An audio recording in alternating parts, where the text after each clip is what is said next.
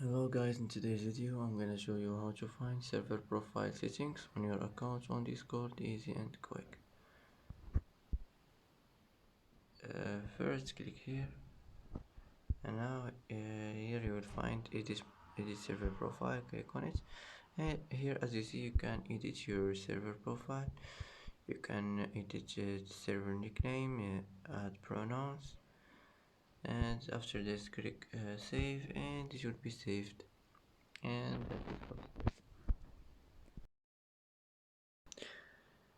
And that's it for today's video. If you like this video, don't forget to like and don't forget to subscribe. It's helpful for you.